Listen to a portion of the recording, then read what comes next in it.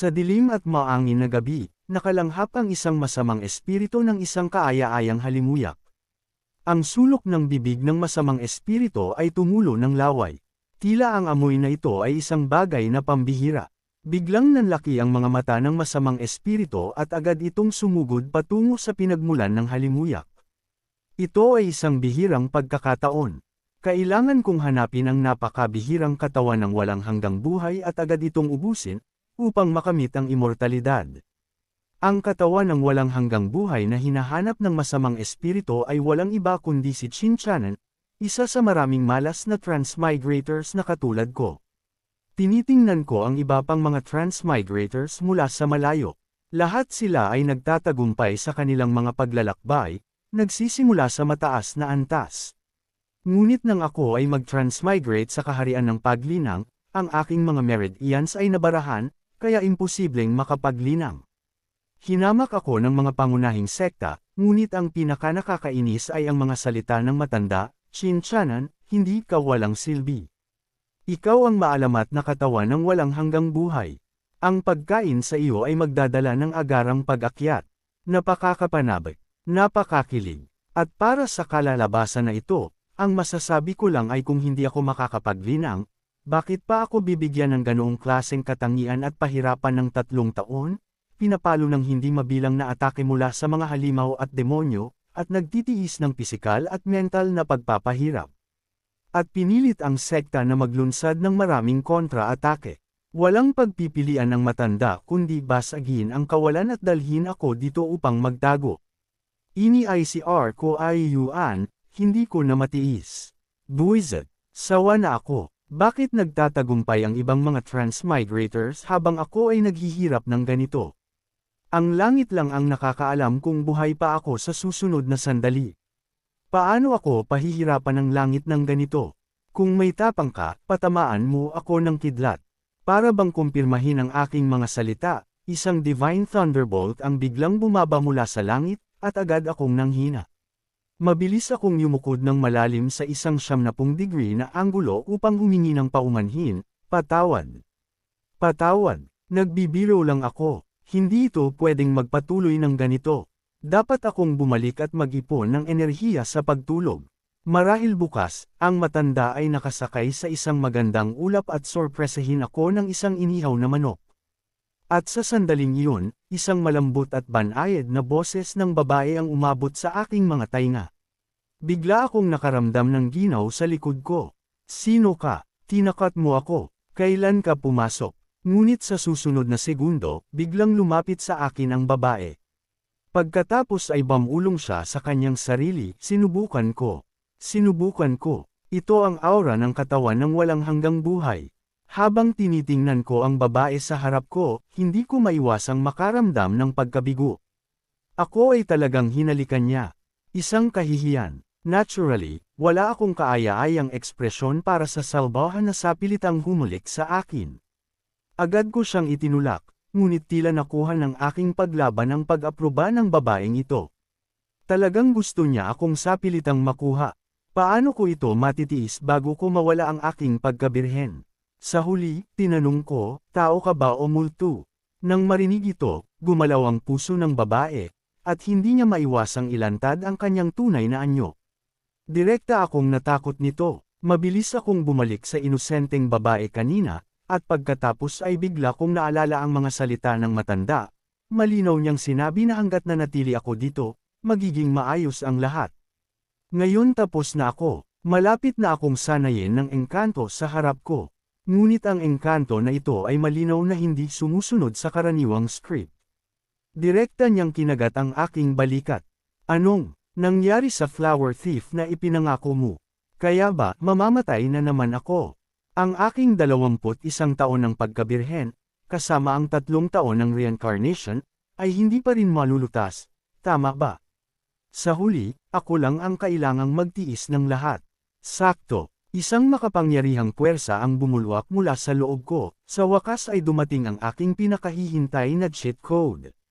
Nakuha ko ang Invincible Domain, na nangangahulugang sa loob ng 2 metro na radius, ako ay walang kapantay sa langit at lupa.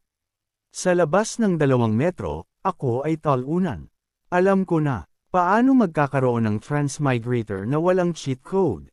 At ang enchantress sa harap ko ay nasupil din ng aking aura. Ikaw na hinayupak na enchantress. Oras ko na para magwala. Tingnan natin kung makakaya mo ang aking invincible domain. Ngunit malinaw na hindi naniwala ang enchantress na magagawa kong magbago mula sa isang piraso ng karne sa plato patungo sa isang walang talo na nilalang. Patuloy siyang nagmamalaki ng mayabang, wala ka bang ideya sa isip mo? Napakakilig matapos ang lahat ng iyong atake ay magpapapitik lamang sa akin. Magpakabait at humiga ng masunurin, hayaan mong tamasahin ko ang iyong kontribusyon. Hindi bababa sa makakapag-ambag ka sa huli. Tinitingnan ko ang enchantress na sabik na mamatay, itinulak ko ang aking likod. Halika na, tingnan natin kung kaya kitang hawakan. Walang depensa ang enchantress at pumasok sa aking saklaw ng atake. Hayaan mong ipakita ko sa iyo kung ano ang ibig sabihin ng maging walang kapantay sa langit at lupa.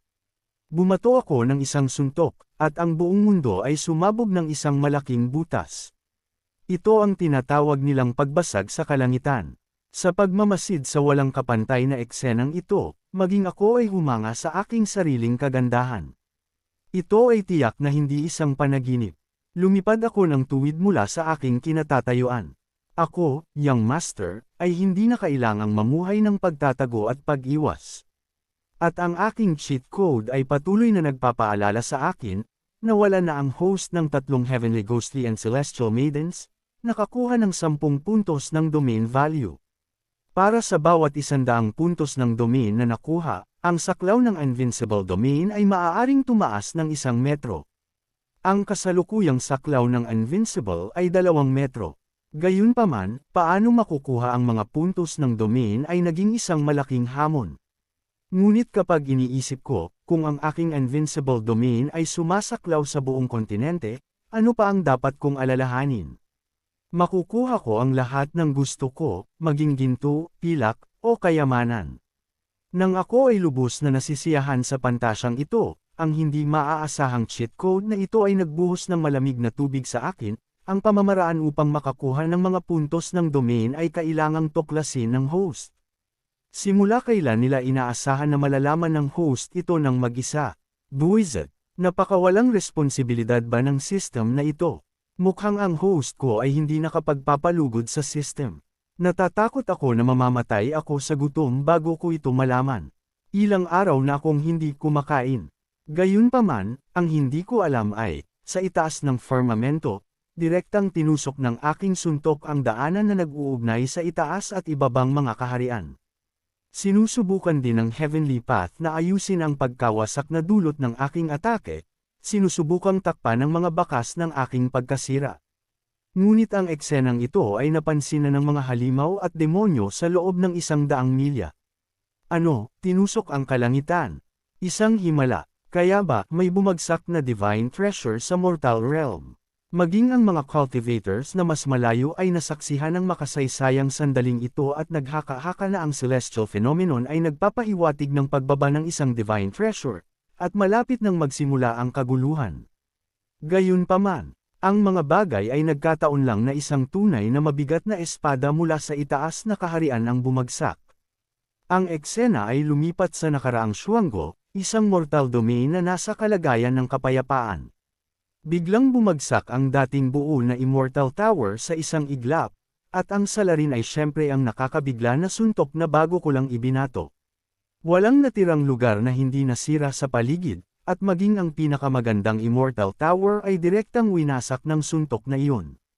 Isang marilag at kahangahangang espada ang biglang lumipad palabas, sa wakas ay nakamit ang kalayaan. Sa pag-alis ng Divine Sword na iyon, isang alon ng galit ang nanggaling mula sa bumagsak na Immortal Tower. Ito ang tunay na master ng espada, nagngingit-ngit sa biglaang pagkawala ng kanilang mahalagang kayamanan, tinawag ang kanilang mga tauhan. Sa ilalim ng malupit na kapangyarihan ng Divine Sword, 12-dosenang makapangyarihang aura ang mabilis na lumapit. Bagaman lahat sila ay tila mayabang, magalang silang yumukod sa Divine Sword at sinabi, pagbati, Divine Sword. Hindi nag-aksaya ng oras ang Divine Sword at direkta nitong sinabi ang dahilan ng pagtawag sa kanila. ang habambuhay na kayamanan ng Divine Sword, na pinino at nilinang sa Sword Casting Tower sa loob ng libu-libong taon, ay inatake ng isang hindi kilalang anino ng kamao at nahulog sa mortal realm. Inutusan ko kayo na kunin ito para sa akin sa lahat ng gastos. Sino man ang maglakas loob na manghimasok, mamamatay. Sa itaas ng 9 na langit, ang mga boses ng 12 makapangyarihang immortal ay umalangaw sa kalangitan, sumusunod sa utos. Bilang protagonist, sa wakas ay nagising ako. Hindi ako makapaniwala na nahimatay ako sa gutom. Napakakahihiya. Sa kabutihang palad, walang nakakita. Tinitingnan ko ang nakakalat na lupa sa harap ko, hindi ko maiwasang mag-alinlangan sandali.